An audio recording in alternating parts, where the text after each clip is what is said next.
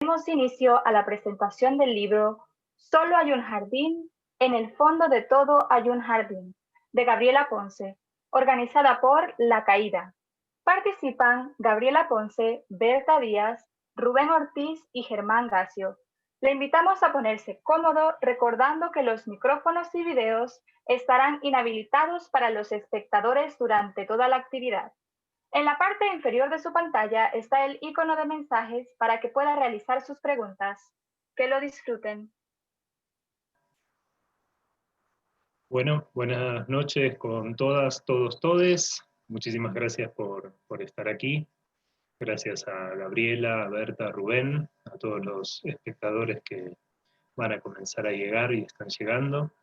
¿Qué decirles? Desde la editorial La Caída muy agradecidos con la Feria Internacional del Libro de Quito, con el Plan Nacional del Libro y la Lectura, que nos ha facilitado este espacio, este lugar, este tiempo para esta presentación.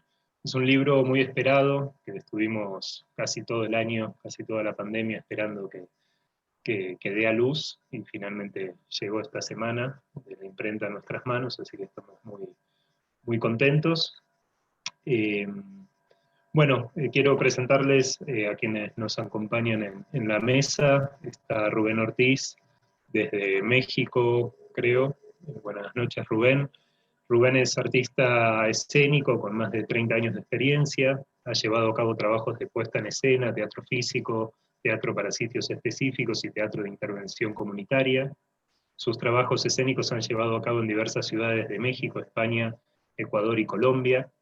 Es miembro del colectivo La Comedia Humana y del proyecto La Comuna, Revolución o Futuro. Es coordinador académico del Diplomado Transversales. Ha sido coordinador académico también del Foro Teatro Contemporáneo.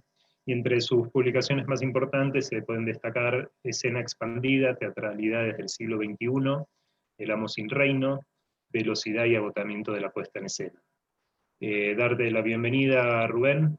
Muchas gracias por acompañarnos. Gracias. Es muy bello estar aquí. Gracias. También está con nosotros la queridísima Berta Díaz, en este momento desde la ciudad de Cuenca. Para quienes no conocen a Berta, es investigadora independiente en artes escénicas, indaga en las relaciones entre cuerpos, escrituras, pensamiento.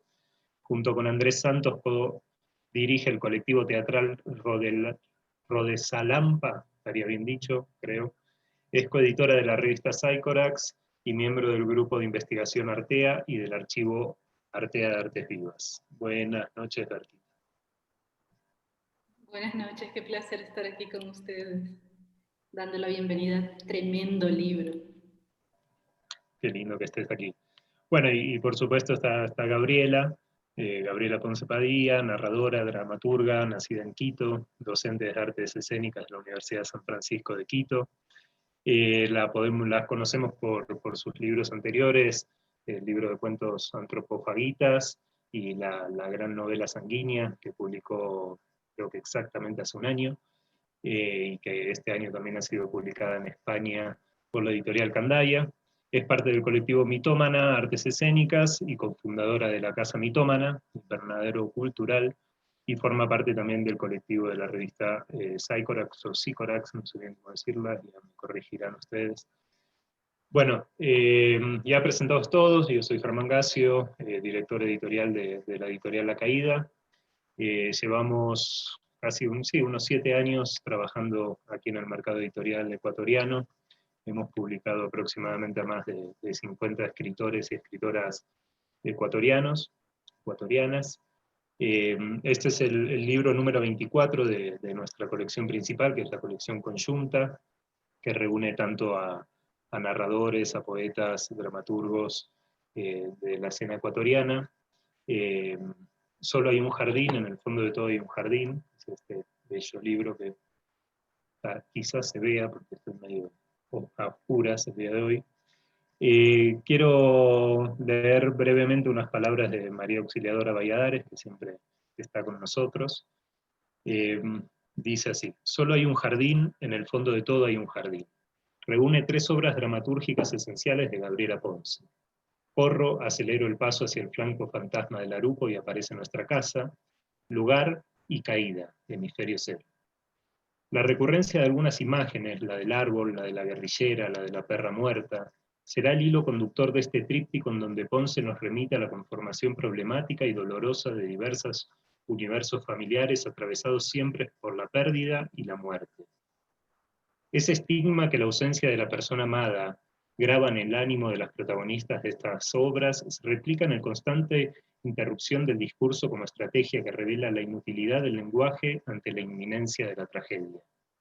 El lenguaje es, sin embargo, todo lo que estas mujeres tienen la pulsión inequívoca por contar una historia, la necesidad imperiosa por hablar con los muertos, la escritura como umbral que propicia el movimiento.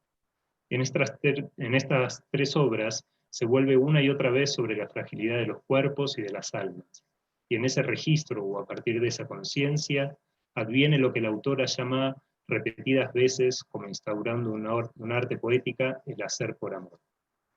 Muchas gracias también a María Auxiliadora, muchas gracias a Florencia Luna, que es quien nos dio la imagen, la fotografía para ilustrar la portada de este libro. Y le quiero dar la palabra ahora a Berta. Berta, muchísimas gracias. Muchas gracias por permitirme estar hoy en este maravilloso evento, dándole la bienvenida a este libro preciosamente editado y de una potencia tremenda.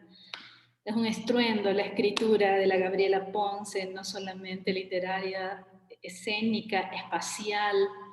Y bueno, yo he hecho como algunas notas alrededor del libro que voy a leer, pero no se aburran y espero que al menos luego de eso podamos abrir un diálogo alrededor de lo que nos inquieta, que es pensar estos vínculos, estas tensiones, fricciones, abrazos entre escrituras y escena.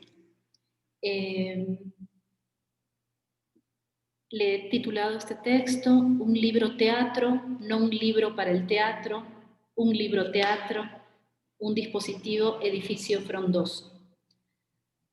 1. Arquitectura indócil.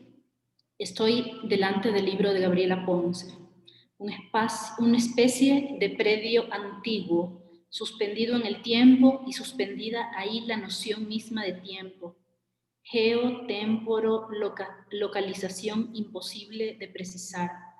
Ingresar a las páginas del libro me implica ir del estar sentada en el sillón para la lectura a erguirme para entrar a una arquitectura misteriosa, extraña, cuyo íntimo tempo parece dilatado, ralentizado. Carnoso es este predio, los objetos están vivos, una arquitectura es un gran objeto. Las materias verdaderamente son indóciles, parafraseando a una amiga nuestra, estudiosa del teatro de objetos, Shada Hilarios. Este libro lo es, materia extraña e indócil con memoria propia que unos personajes quieren revelar, auscultar, desenmarañar. 3 grandes salones vivos dentro de este predio, 3 habitáculos en donde se obran las 3 obras. Mientras más se ingresa en ellos, más se desbordan sus límites. ¿Cuáles son las fronteras de cada uno de estos territorios? ¿Hasta dónde es posible llegar a recorrerlos? Pareciese que hay unas fronteras del macroespacio, pero todo el tiempo hay una puerta más, un escalón más, un pasillo más que atravesar, y hay también una suerte de soga invisible pero rasposa que atraviesa y ata a estos 3 habitáculos que pareciesen no corresponderse. En los 3, aunque haya ejes de inquietud distintos, están gravitando las mismas preguntas sobre el deseo, los afectos, el dolor, el tiempo, el yo y el otro. Paseo por el sótano de mis propias preguntas mientras los recorro. Esta es una puerta que no quería abrir, pero fui empujada hacia ese sitio personal por responsabilidad de este libro. Dentro se multiplican los ventanales, las paredes, los corredores, baños, cocina, comedor, geometrías, mapas, mesas, proyectores, fotografías, las postales, las cartas, lugares cuyas dimensiones parecen estrechas, ahogan un poco a ratos o dejan demasiado aire difícil de respirar, donde los sucesos los desbordan. No estoy en un libro, sino en un edificio, porque esta escritura tiene esta capacidad de trazar planos, de diseñar puertas que son portales hacia patios interiores, donde transitan los personajes, o tal vez patios interiores de los mismos cuerpos de los personajes. El espacio también se desdobla y multiplica, y hay algo imposible de figurar, pero que pulsa hasta provocarnos estertores, y así se hace visible. Álbum familiar habitándolo todo. Una y otra vez la madre, el padre, las hermanas, el niño, ella, la perra, el ausente, todos, tal vez los dobles de alguien más, tal vez todos pliegues de un alguien a quien le urge volverse una y otra vez otro, para preguntarse insistentemente eso que lo hace temblar de sinsentido, que le hace cimbrar la carne, el sexo, el llanto, la memoria difusa, fragmentada, un alguien que son muchos, muchas voces, coralidad lírica, a veces ruido, un espacio existencial que estalla el espacio físico, como dice Payasmá, de realidad vivida que no sigue las reglas del espacio ni del tiempo, tal como vienen descritas en la física, ese espacio vivido fundamentalmente acientífico. Cierro los ojos, plano difuso. 2. Tempo, sonido, oralidades, coralidades. Abro los ojos y continúo andando. El plano sigue difuso. Hay ruido, todavía hay mucho ruido. Esa manera en que los textos se traslapan entre sí en ciertos momentos de las obras me hace pensar en una inteligencia de capas más propia de la escena que de la literatura. Lo digo porque podría quedarme bien embelesada con este texto como literatura, y sí que goza de un rigor técnico escriturario que abre a lo poético, que fascina y le da autonomía y licencia para vivir en este campo. Sin embargo, a quienes han trazado sentidos posibles desde una inteligencia que le compete al orden de la espacialidad, una espacialidad además descentrada, desjerarquizada, a ellos la escritura les reclama ese aliento de la multimaterialidad y la multidisposición de las mismas, que a ratos se engarzan bellamente y otras se repelen, se eclipsan, se chocan o se potencian, como es en este caso. Y cuando ese saber se mete en el espacio de la página para acontecer, entonces hay algo singular de la escucha también que se abre, que multiplica esta escritura en su dimensión oral. El decir rebota en el cuerpo de otro modo. Vuelvo al punto 1 y pienso, todo edificio es una caja de resonancia. Este libro es un edificio que resuena. Disociación visual de lectura que se espacializa. Por ende, disociación auditiva en estas palabras que se producen en paralelo. Y luego, advenimiento de otro tipo de comprensión. Algo así como escuchar un instrumento musical armónico. Pienso en un órgano antiguo, tal vez por esa intensidad vibrátil que emana, piezas plagadas de conversaciones entre personajes, su hablar los delinea teatralmente, pero como el límite entre los cuerpos que las producen parecen desvanecerse, chocarse repentinamente, hay desplazamientos del sentido mismo de la noción de personaje, como si este fuera un elemento acabado, identificable. Aquí no ocurre. No sabemos quién es dueño del relato, quién propone algo a ser respondido, cuándo se repite, cuándo el original es la copia, cuándo el original se borra, cuándo todo es el origen de algo. El diálogo aparentemente aparente guarda la potencia monologal, y esa escucha al otro termina siendo interior, cada vez más interior, cada vez más singular. ¿En qué tonalidad suenan estas escenas? Me pregunto. Acorde menor, otras acorde disminuido. Pienso en el tempo, lento, lentísimo, moderato a ratos, metrónomos averiados, estampas tridimensionales y sonoras, rasgadas, chirriantes. 3. Derrusión. Hay algo de derruido en los espacios de este predio, así como también en la piel y en la memoria de los personajes. Algo que intenta recomponerse a través del lenguaje en sus múltiples formas, a través de estrategias con archivos, imágenes, citas de la historia patria o de las historias mínimas, emisiones radiales, frases en otras lenguas, reminiscencias a piezas del repertorio de teatro universal. Pero todo parece indicar que es tarde, imposible de ser remendado y remediado. Hay también, sin embargo, una cierta elegancia en esa derrusión, la elegancia de la vida, de quien habita la vida con verdad y fuego, aunque su vivir exceda su capacidad de ser nombrado. Por ese lenguaje va a ratos como un potro desbocado, intentando recomponer hechos, situaciones, sentires, posarse en elipses vitales para recomponerlas, mientras otras veces se mueve como si fuese la extensión del último hálito, y hay error, golpes silábicos, balbuceos, jugueteos de palabras que no llegan a. 4. Un libro de teatro, un libro teatro. Este es un libro de teatro, aunque parezca irrepresentable. Creo que esa irrepresentabilidad es la que agita de verdad al teatro de texto dominante, tan plagado de formas de relación viciadas, ahuecadas, donde se impone una cadena de relación de sometimiento al gobierno del texto. Aunque parece que es el texto que levanta todo, la textocracia es imposible e impensable con este tipo de trabajos, porque se trata también de textos indóciles, como cualquier elemento vivo que quiere seguir proponiendo relaciones abiertas, libres, imprecisas, impensables. Aunque el tono de esta especie de narraturgia de un solo respiro pareciese imposible de montar escénicamente, pues los personajes no construyen acciones, sino una suerte de situaciones que están plagadas de imágenes, la audacia con la que se hace presente el texto remueve todo, hace vibrar la arquitectura de los cuerpos, de los espacios, y abre un debate con esa furiosa carnalidad que en él habita, que impulsa a inventar un cómo, porque ese cómo que la tradición del teatro textual propone no solo no basta, sino que revela su absoluta precariedad y su tiranía. El tirano no conoce la sensualidad que un texto como este dispone burbujeante, que hace pensar con todo el cuerpo, con toda la fragilidad y los límites y desbordes del mismo. Este teatro sensualista del paisaje, podría decir, un paisaje interior, bosque frondoso, inagotable, planta detrás de planta y olores penetrantes que levantan sentires agrestes. Pienso más y me corrijo. Este no es un libro de teatro, ni 3 escrituras para ser llevadas al teatro.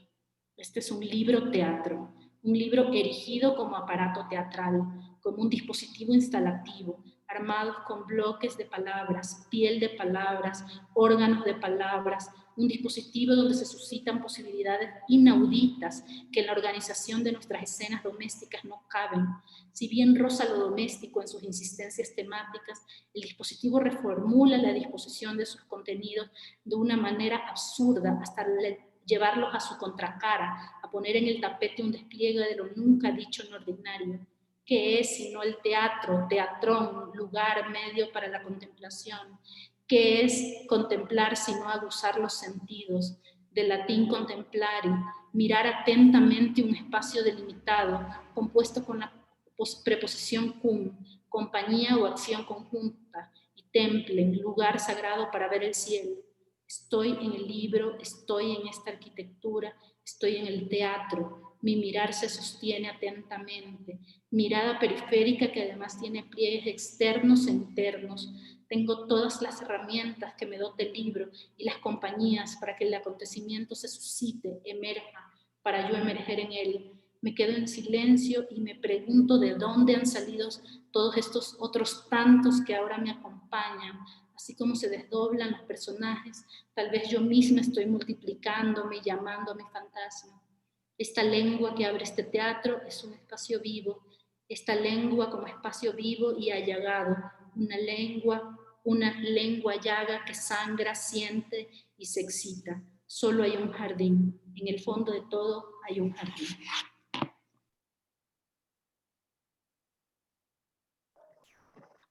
Muchas gracias, Berta.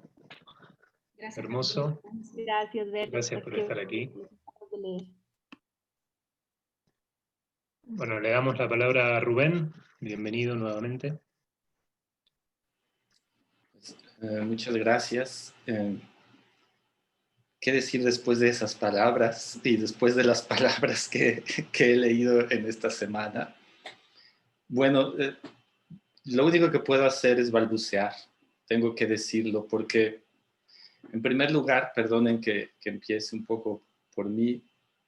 En 20 años nadie me había pedido hablar de de una dramaturgia escrita.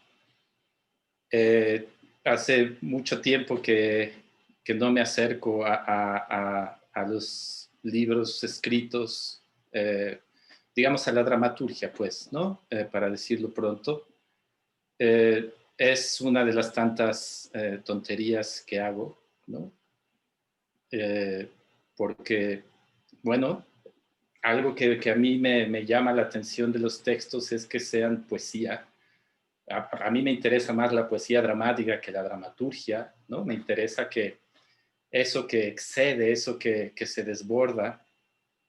Entonces, pues, como parece que soy muy especial en eso, pues nadie me invita. Entonces, la invitación me llegó como una esperanza de algo, porque además pues me llega de alguien a quien admiro muchísimo y la admiro por lo que escribe, por lo que ha hecho, por la constancia. Y entonces dije, bueno, pues vamos a afrontar la invitación como se debe hacer, con un poquito de decencia. Y lo que pasó me desbordó, ¿no? Lo que pasó me desbordó en el sentido de que ciertamente hay eso que me interesa. Y aquí viene el primer rodeo. Voy a hacer muchos, pero este es uno de los primeros. A quien voy a citar mucho a un maestro que tuve que se llamó Ludwik Margules, que fue un polaco que estuvo en los campos de trabajo de Stalin y que luego llegó a México y que me enseñó muchas cosas. Él, en los 90, lo invitaron a leer una presentación de un libro de un escritor al que casi nadie conocía, que se llamaba Bernard-Marie Coltés. Y él lo primero que dijo fue, yo tomé el libro y no podía creer lo que estaba escuchando. Eso es lo que me pasó a mí. No leía, sino escuchaba, porque la dramaturgia pues se escucha, no puede uno, o bueno, según mi poca experiencia, la dramaturgia lo que hace es perturbarte el oído, ¿no? Poder ponerte el oído en otro lugar, no solamente evidentemente contarte una historia o regalarte la pincelada de un personaje, sino además creo que tiene que generar esta alucinación sonora que se suma, digamos, que se sumará a todo lo demás. A mí me parece que lo que hace un texto poético para la puesta en escena es como una bola de nieve, ¿no? Que se va sobre la escena, pero tiene que tener este ímpetu, tiene que tener ya esta nitidez de la blancura de la nieve y ese peligro, ¿no? Que puede llevarte y tirarte. Bueno, dicho esto, luego intenté saber qué demonios iba yo a decir, porque además sabía que Berta iba a decir estas cosas extraordinarias.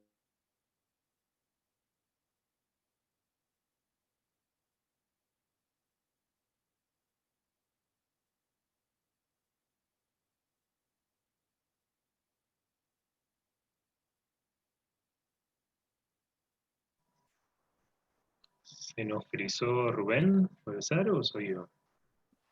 No, creo que sí, lo perdimos. Creo que lo dejó sin aliento Gabriela Ponce, como de costumbre.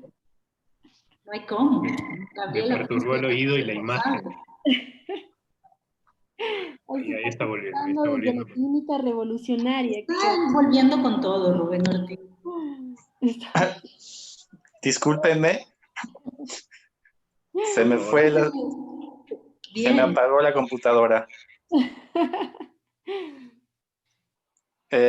¿Prosigo donde me quedé? Sí. Es curioso porque además quiero hablar de la interrupción. Esa fue mi puesta en escena de la interrupción. Denme un segundo. Ya estoy aquí. Bueno, entonces, ¿me escucho bien? Muy bien. Entonces me preguntaba, ¿qué demonios puedo decir? Bueno, más allá de tener más tiempo para hablar de montones de imágenes que me alucinaron, pero creo que lo decía yo, Berta lo ha dicho con mayor pulcritud de lo que yo podría hacer. Me quedé pensando en alguien que a mí me interesa mucho. Fue lo primero que pensé porque está citado, que es Chekhov. Y permítanme entonces leerles un fragmento de algo que dice así. La conversión del escenario en la platina de un microscopio permite la observación dilatada de la agonía del hombre. El doctor es un estudioso. Vigila meticulosamente la antropología del sufrimiento. Ayudan en esta tarea la timidez, las bacterias de Koch. Es de día en la casa de los Sebriakov. Elena Andreevna atraviesa el espacio vacío del escenario y dice, ya estamos en septiembre. ¿Cómo pasaremos aquí el invierno? Mientras el ordenado doctor, agazapado siempre y elegante, teje y aniquila serenamente las esperanzas de los personajes.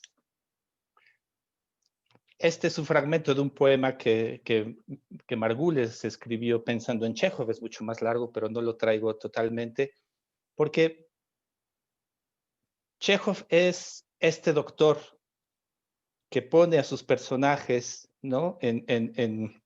bajo el microscopio, les da una serie de esperanzas y luego observa cómo esas esperanzas se van aniquilando, ¿no? Y se van poco a poco muriendo. Y yo me preguntaba, ¿qué pasaría si los personajes supieran que están bajo el microscopio?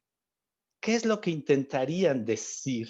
Porque aquí todavía tenemos a un doctor, ¿no? Que mueve la soga y que luego va a intentar meter eso en una especie de mundo.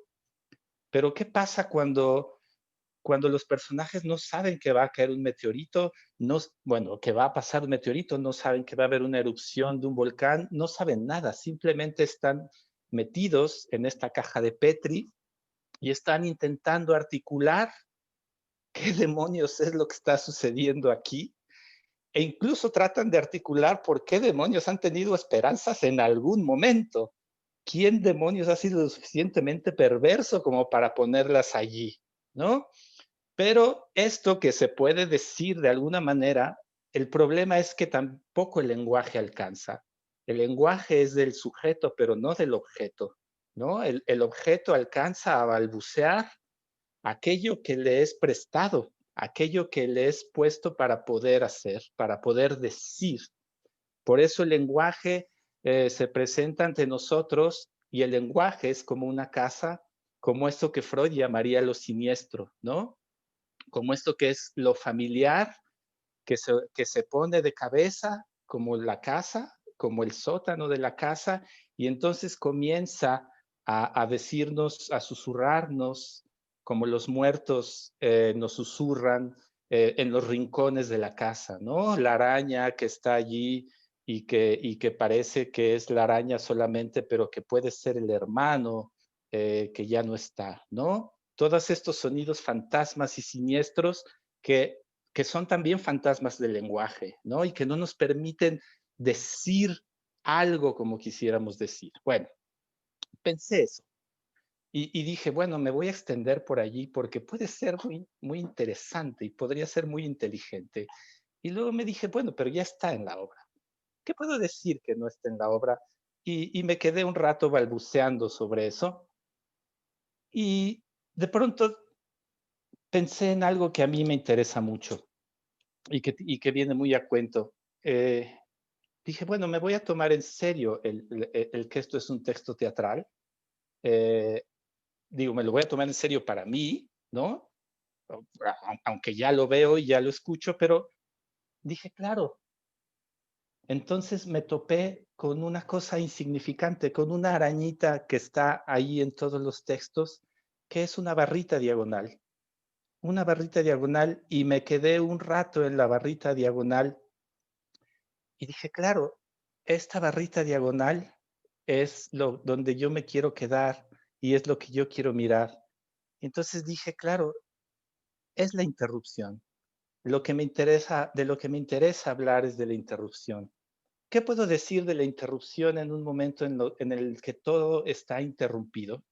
¿Qué puedo decir de la interrupción en un momento en el que falla también el Zoom? ¿Qué puedo decir de la interrupción en un momento en donde parece que esa interrupción podría dar lugar a algo maravilloso, pero que también da lugar a que vuelvan a aparecer los fantasmas?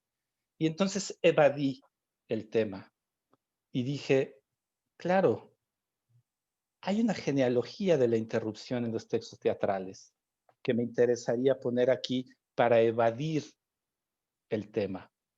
Y entonces dije, claro, la primera genealogía, el primer paso es el silencio en Chekhov. El silencio como rodeo, el silencio como esto que es indecible y siniestro que se posa en alguien y que lo que hace Chekhov es intentar, como yo estoy haciendo ahora, intentar no decirlo, ¿no? Intentar hablar del futuro, intentar hablar de la esperanza que luego se vuelve en contra de uno. Es exactamente el mismo movimiento que después va a usar Kafka como una especie de salida, ¿no? Cuando dice que no busca una reparación, lo que busca es una salida. El problema es que esa salida tampoco existe, es una salida imposible, y quien va a tomar el relevo de esa salida es Beckett. En Beckett lo que va a pasar es algo muy curioso, porque Beckett no va a poder encontrar el silencio. En Beckett, esta interrupción, que además podría ser una especie de descanso, se vuelve una palabra interminable, se vuelve la llegada de Pozzo, se vuelve el bla, bla, bla, cuá, cuá, cuá, porque hay que seguir hablando. Y seguir hablando no dice nada, pero hay que seguir hablando. Pero para desgracia de Beckett, el mundo no se acabó allí, y quien después recompone otra vez la interrupción, bueno, en mi genealogía que estoy haciendo ahorita es Pinter, ¿no? En Pinter pasa algo muy curioso porque lo que empieza a suceder es que si Beckett ya había cerrado el mundo vuelve a entrar por medio de la pausa. En Beckett, la pausa es la interrupción de la memoria que no se puede dejar atrás y que aparece de manera contundente, un poco como en algunos, como aquí van apareciendo las cuestiones históricas, ¿no? Va apareciendo otra vez el cometa Halley, de quien tengo una historia maravillosa, pero no la voy a contar hoy, como aparece después la erupción del volcán. Y ante la pausa y ante la imposibilidad de detenerse, lo que aparecen son los silencios. Y los silencios entonces aparecen en Beckett como cambio de estrategia. Digo, en Pinter, porque en Pinter lo que empieza a suceder es que aquello que en Chekhov todavía era la intención de tener una plática civilizada, aquí es el inicio de la batalla. En Pinter, los personajes en realidad están en una batalla tratando de demolerse el uno al otro, la una a la otra. Pero quien todavía lo lleva más lejos en mi genealogía es Müller, porque en Müller estamos en el teatro de las bestias. Y aquí la interrupción solamente puede ocurrir si te comes al otro. Aquí la interrupción es el acto caníbal. No hay otra posibilidad con el pobrecito Müller, una de dos, o el acto caníbal o meter la cabeza en la estufa y suicidarse una y otra maldita vez. ¿Por qué? Porque la memoria sigue siendo demasiado fuerte como para poder soportarla, ¿no? Seguimos en más o menos en el mismo problema. Y entonces fue que llegué a mi barrita, que es de la que yo quería hablar, ¿no? Y entonces no tengo otra cosa más que preguntas. Pensaba en mi rodeo, pensaba que, y esto se lo estoy robando durísimo a alguien de quien vi una conferencia hace poco, pero de todas maneras hubiera llegado a lo mismo. Pensaba en este famoso esta famosa parte de Benjamin, de sus tesis de teoría de la historia, cuando dice que el progreso, que tiene su propia memoria, es un tren, ¿no? Es un tren que va sobre un tiempo homogéneo. Dice, y lo que la revolución debería hacer es poner el freno. ¿Y qué es un freno sino una barrita? El freno es precisamente esta barrita que lo que está ahí tratando de hacer, de interrumpir, es la historia entera, ¿no? Y a mí me pasaba eso mientras leía, ¿no? Cada vez que aparecía una barrita, yo sentía, en lugar de un descanso, yo sentía que me empezaban se me agolpaban todos los hechos anteriores, ¿no? Casi podía decir, por favor, no frenen, que yo voy hasta el frente y me aplastan todas, ¿no? Déjenme un poco en paz.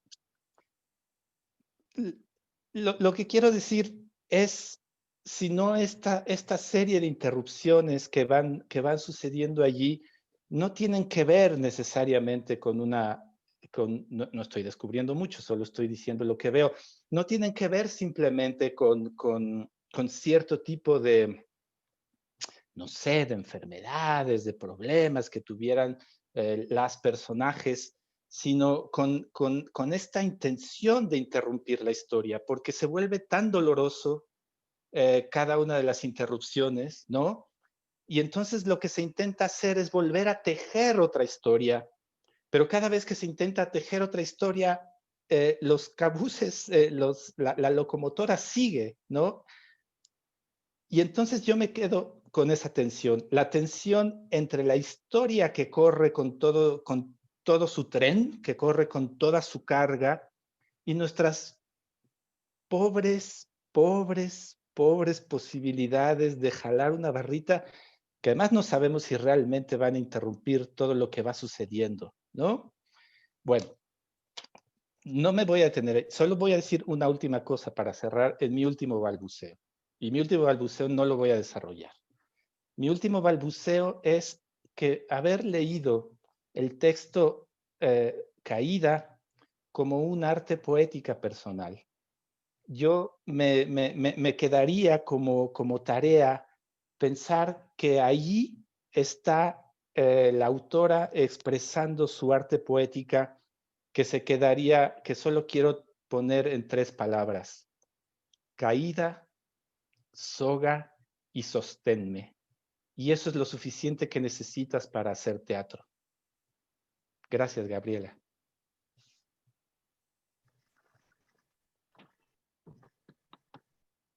Muchas gracias, Rubén, por todo lo que dijiste, por tus interrupciones también, que han venido muy bien.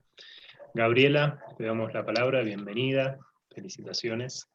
Muchísimas gracias. Me siento profundamente honrada por estas presencias que me acompañan esta noche, a quienes quiero tanto y que han sido tan importantes en mi camino teatral, ¿no? En principio quiero agradecer a Germán por su acompañamiento editorial. Quiero agradecer, antes de responder a estas hermosas intervenciones que han hecho los dos, a la Universidad San Francisco de Quito, que también a través de Santiago Castellanos y Marcela Correa están permanentemente apoyando mi trabajo con todo. Quiero agradecer a Florencia Luna y María Auxiliadora Valladares, ¿no? La tapa y la contratapa. A Marta Luis Hernández, que escribió un prólogo hermosísimo y que es una amiga adorada, a quien tuve el placer de conocer en Buenos Aires hace un año cuando escribí esta primera obra del libro a su lado, y fue una inspiración. Es para mí una presencia ahora fundamental también en mi vida. Y no... y sí, agradecer además a quienes nos acompañan, a mi familia, en fin, tengo muchos agradecimientos. Me siento profundamente agradecida con la vida por además la amistad de ustedes, Berta y Rubén, y lo que han dicho. Y no sé mucho cómo responder, ¿no? Me quedo un poco, por un lado está la Berta con también desborde, ¿no? Que le produce la lectura, que para mí también ya es ya me siento absolutamente sobrecogida por toda esa textualidad bella que crea a partir de lo que yo lanzo. Me encantan algunas de las cosas que dice, pero me encanta que lo piense como este dispositivo, que lo piense como no me acuerdo exactamente cómo lo planteó, ¿no? Pero como esta teatralidad, como este teatro que está ocurriendo, que se le ocurre a ella, ¿no? Que es de espacialidad, que es color, que es de imagen, que es un lugar. Dice que mi conexión es inestable, no sé si me están escuchando, pero sí, ya.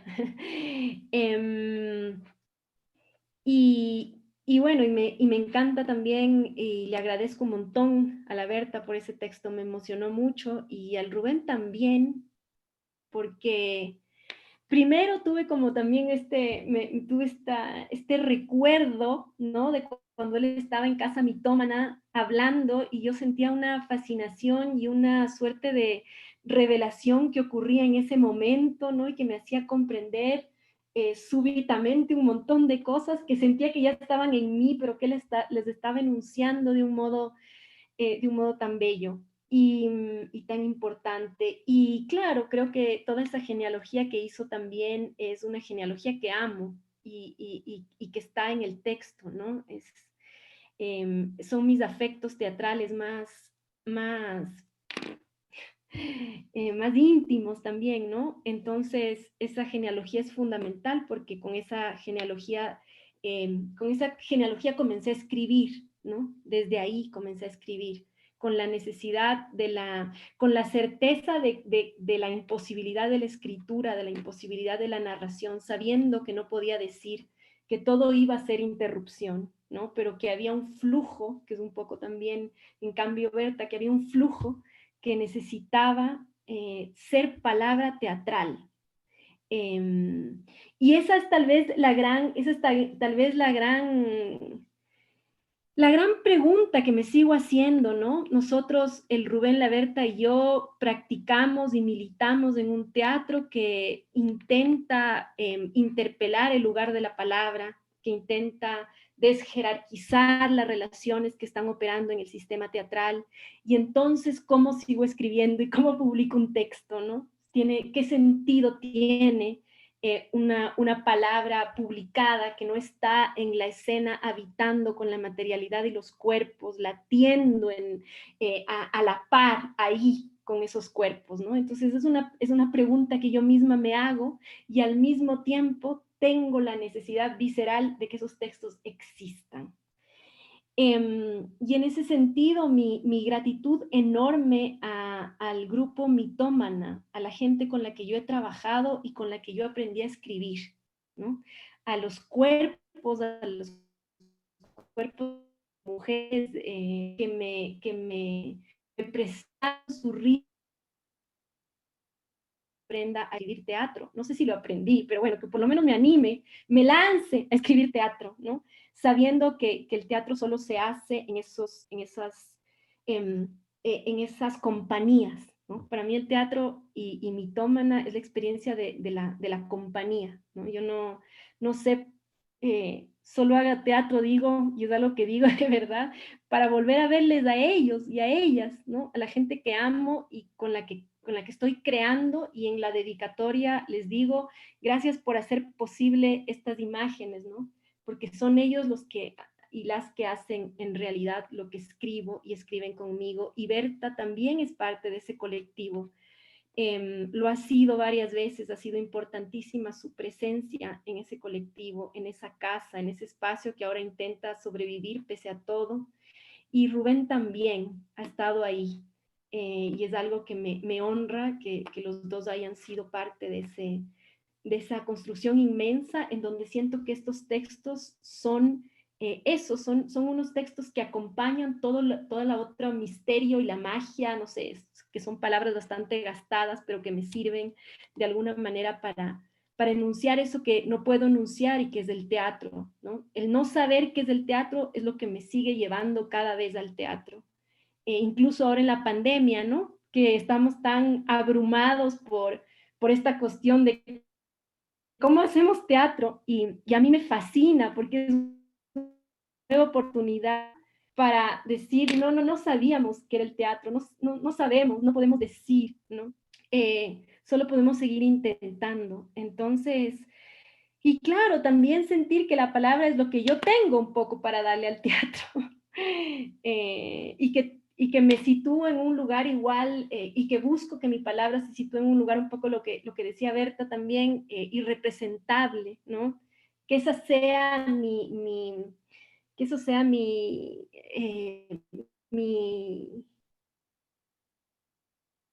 quedé sin la palabra, que eso sea lo que le doy al teatro, ¿no? Lo que no se puede representar, y entonces en ese intento encontrarme con mis compañeros y mis compañeras. Encontrarme con la Berta, encontrarme con el Rubén, que han cuestionado aún más, ¿no? Y han enriquecido esa profunda, de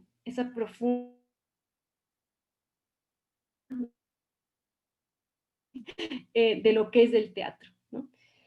Eso, entonces creo que ha sido riquísimo oírles, ya me siento absolutamente feliz de que esto se haya producido, ¿no? De que hayamos estado los tres y que mi texto haya generado esas palabras suyas.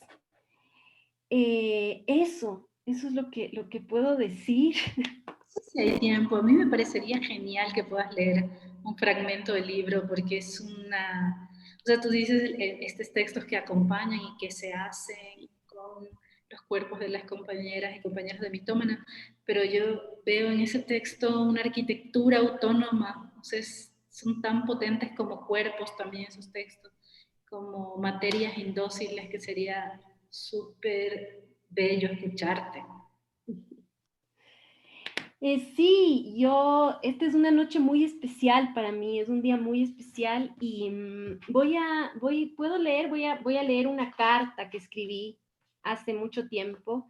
Es también una carta, y me disculpo de antemano si se me va por ahí la tristeza, pero es una carta que necesito compartir esta noche con ustedes. Es la carta número 2 de Lugar. Lugar es un texto que está hecho de 3 cartas también, y una de ellas es a la perra, y voy a leerla ahora. Dice: a ver cómo decirte esto, ahora que el mar te ha tragado.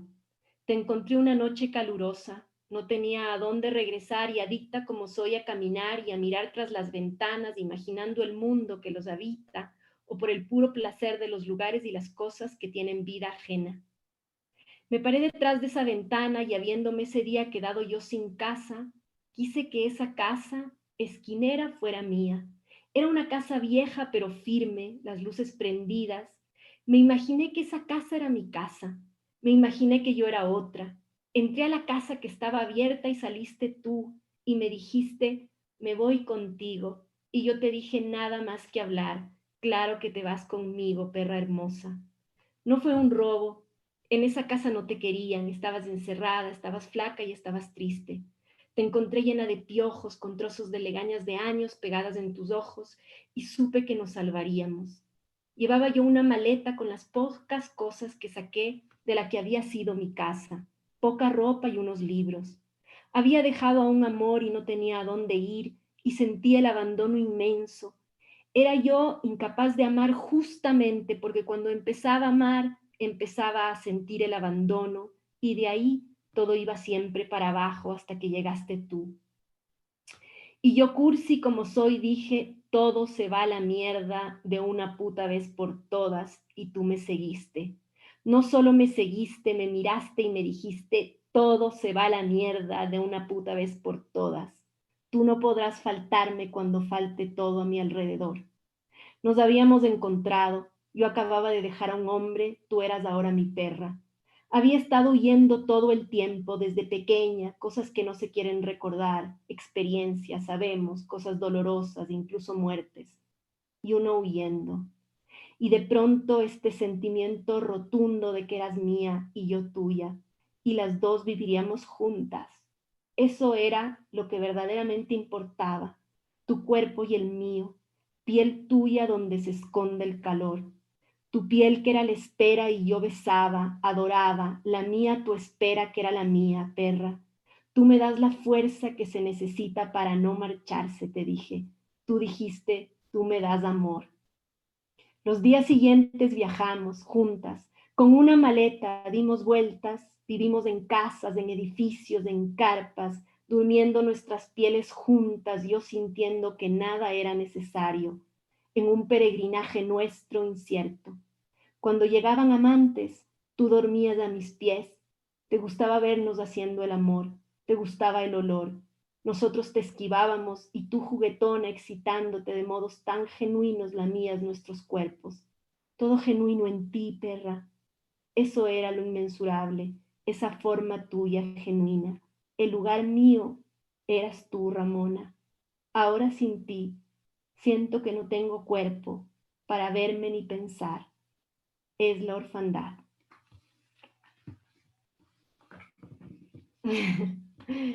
Muchas gracias. En realidad este es un tributo y una entrega de corazón a mi perra que justo dejó el mundo y a quien amo profundamente y a quien esta noche le agradezco el haber estado a mi lado. Y a ustedes por estar a mi lado también, por ser parte de este bello jardín, por lanzar este librito conmigo y al Germán. Así que nada, yo tengo aquí un traguito y salud.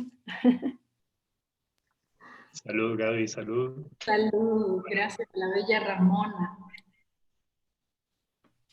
Y no sé si alguno quiere decir algo más o lanzamos el chivo marketinero.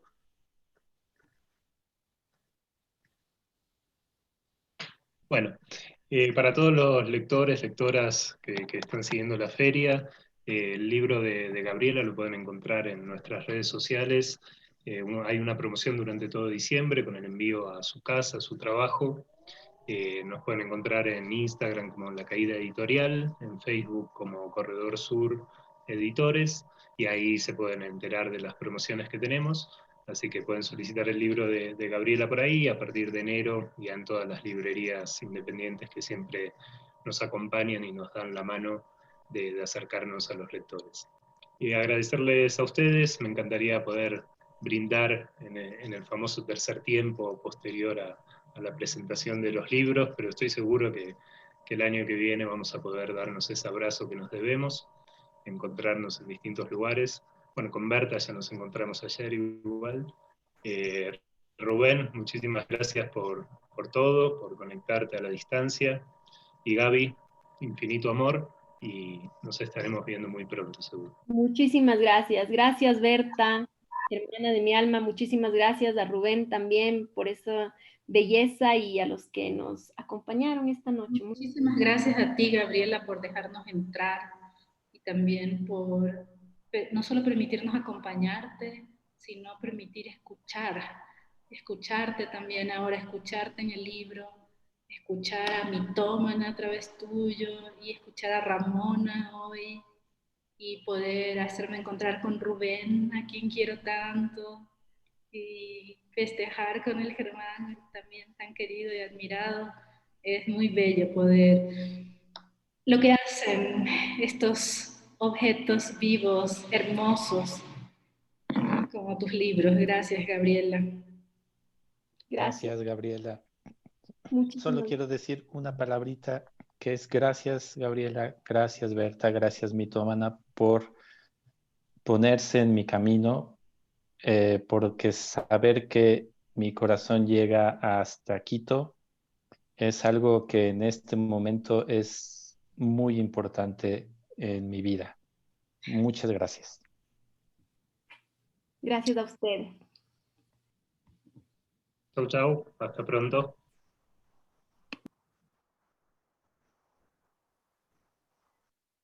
De esta forma concluimos con la presentación del libro Solo hay un jardín. En el fondo de todo hay un jardín, de Gabriela Ponce. Y damos fin a la jornada del día de hoy. Los esperamos el día de mañana, no sin antes recordarles visitar nuestro sitio web www.filquito2020.com. Hasta pronto.